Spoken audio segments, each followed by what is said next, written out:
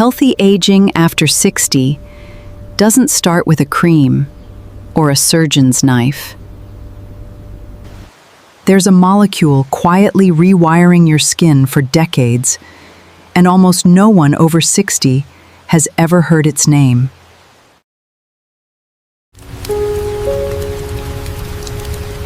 Healthy aging after 60 doesn't start with a cream, a serum, or a surgeon's knife. It starts with the last spoonful of sugar you set down. There is a molecule with a strange, almost mechanical name, glycation, that has been quietly rewiring your skin for decades. And most people over 60 have never once heard it spoken aloud. If you stopped tonight, completely, for just 2 weeks, something in the mirror would begin very slowly to answer back. There's a woman I know. Call her the woman with the porch light. 71 years old. Every evening, when the sky turns that particular shade of orange that only happens in late summer, she sits on that porch with a cup of tea and looks at photographs of herself at 40. Not out of vanity, but out of a quiet, unspoken grief. The photographs live in an old cigar box her father once owned. She keeps them separate from the newer ones, as if the two versions of herself belong to different women entirely. I don't recognize the texture of my own skin, she told me once, running a finger along her jaw like she was reading Braille, searching for something she used to know by heart. She wasn't asking for youth. She wasn't chasing the smoothness of 40 again. She was asking for an explanation, for a reason, any reason, that made sense of the years. For a long time, nobody had given her one. Her doctor had simply said, aging, the way you'd explain rain by saying weather. True, but useless. She wanted the mechanism. She wanted to understand what exactly had been happening under her skin while she wasn't looking. Here is the truth. Doctors rarely slow down long enough to explain. Sugar molecules floating in your bloodstream don't just get used for energy. Some of them collide with the collagen and elastin fibers that give your skin its bounce, its architecture, its youth. This collision is glycation. It welds those fibers together into stiff, yellow tangles called advanced glycation end products. Ages, fittingly. Once collagen is glycated, it can't repair itself the way it once did. It hardens. It loses spring. Wrinkles that used to smooth out when you smiled start staying put. Picture a fishing net, once flexible enough to be pulled taut and released 1,000 times without losing its shape. Now imagine someone slowly dipping that net in resin, strand by strand, day after day, until it stiffens into something that cracks instead of bends. That is what sugar does to the collagen scaffolding beneath your skin. Not overnight, not dramatically, but molecule by molecule, cup of coffee by cup of coffee, birthday cake by birthday cake, for decades. And it doesn't stop at the surface. The same glycation process stiffens the collagen in your blood vessels, your joints, even the lens of your eye. The skin is simply where you can see it first, because the skin is where you look every morning in the mirror, whether you mean to or not.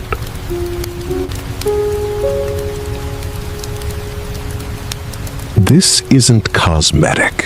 It's chemistry happening under your skin every single day you eat processed sugar, whether you're 45 or 85. And here's the detail almost nobody tells you. It's not just the sugar itself, it's the speed at which your blood sugar rises and falls. A slow, steady release of glucose does far less damage than a sharp spike, the kind that comes from a sugary drink on an empty stomach, or a pastry eaten alone, standing at the counter in the rushed 5 minutes before leaving the house. The spike is what does the welding. The steadiness is what protects you. You don't need a lab, a supplement, or a subscription. For 14 days, remove added sugar. The sodas, the pastries, the sauces hiding it, the sweetened coffee. Read labels for a week, just once, and you'll be startled how much of it is hiding in places you never suspected. Salad dressing, bread, the healthy granola bar in your pantry. Replace the craving with protein and fiber at breakfast. It steadies the blood sugar swings that drive glycation the hardest. Eggs instead of cereal. A handful of nuts instead of a muffin. The goal isn't restriction for its own sake. It's flattening the spike, not starving the body.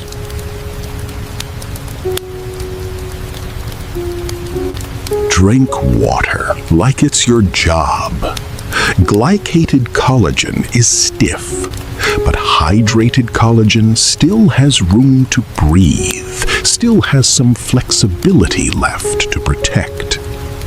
Aim for something you can actually sustain, not a number that feels like punishment. And here's the part no one tells you. Vitamin C-rich foods, not creams, are what your body actually uses to rebuild the fibers sugar has damaged. Vitamin C is a required cofactor for collagen synthesis.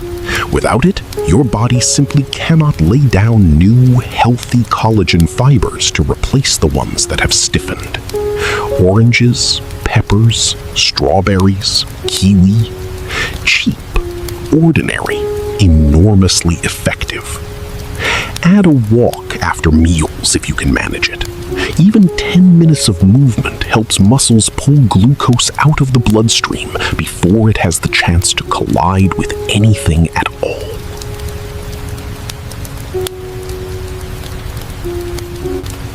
But here's what the woman with the porch light eventually understood, and what I think is the real lesson buried inside this science.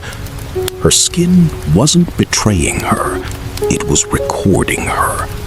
Every choice, every late night, every small sweetness she reached for instead of rest, her body kept the receipt. Quietly, faithfully, without judgment. The way an old friend remembers things you'd rather forget, but needed someone to hold on to for you.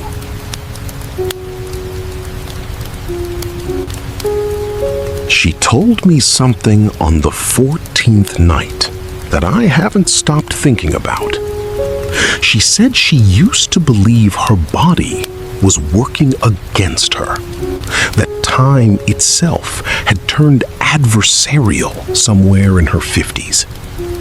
But sitting there with her tea, having gone 2 full weeks without a single spoonful of sugar, she realized the opposite was true. Her body had never stopped trying to protect her. It had simply been asking, quietly, for decades, for a different kind of care. And she hadn't known how to listen, because no one had ever taught her the language.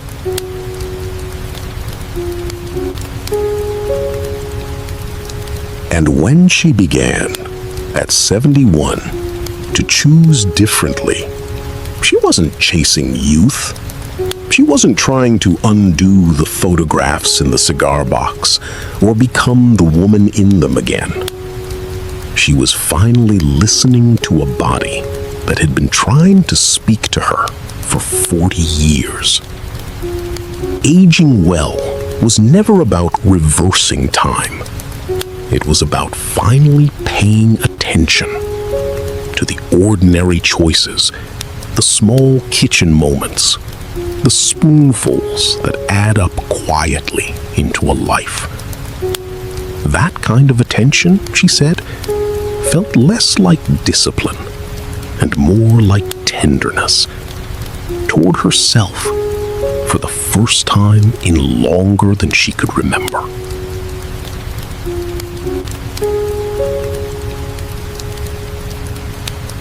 Sugar doesn't just sweeten your coffee. It welds your collagen into stiff, aged tangles through a process called glycation. 2 weeks without it, paired with hydration and vitamin C-rich food, gives your skin room to begin repairing itself. But the deeper win isn't smoother skin.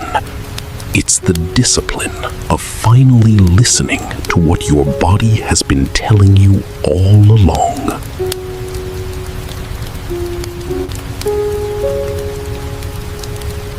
This episode reflects personal perspective and general wellness education, not medical advice.